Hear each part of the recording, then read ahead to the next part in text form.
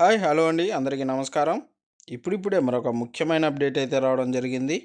అదేమిటంటే రేపు రాష్ట్ర వ్యాప్తంగా బంద్, ఇవన్నీ మూసివేత అంటూ ఇప్పుడిప్పుడే మరొక ముఖ్యమైన అప్డేట్ అయితే రావడం జరిగింది.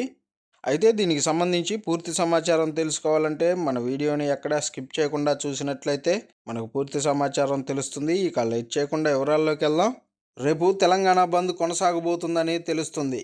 ఈ మేరకు తెలంగాణ బంద్కు మాల మహానాడు, అలాగే ఎస్సీ వర్గీకరణ వ్యతిరేక పోరాట సమితి నాయకులు పిలుపునివ్వడం జరిగింది. తెలంగాణ రాష్ట్ర ప్రభుత్వం ఎస్సీ వర్గీకరణకు నిర్ణయం తీసుకున్న సంగతి తెలిసిందే. అయితే ఈ ఎస్సీ వర్గీకరణ నేపథ్యంలో మాల కుటుంబాలకు అన్యాయం జరుగుతుందని ఒక చర్చ జరుగుతుంది.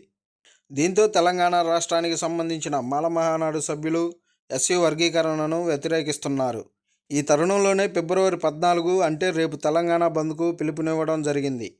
ఇది రాజ్యాంగ వ్యతిరేకమని, నిర్ణయాలు తీసుకునే ముందు నేషనల్ ఎస్సీ కమిషన్ను సంప్రదించాల్సి ఉందని మాలమహానాడు సమితి నాయకులు ఫైర్ అవుతున్నారు.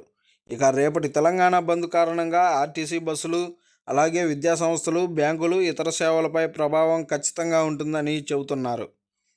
అయితే తెలంగాణ బంద్ నేపథ్యంలో మాలమహానాడు నేతలను అరెస్టు చేయాలని రేవంత్ రెడ్డి ప్రభుత్వం నిర్ణయం తీసుకున్నట్లు తెలుస్తుంది.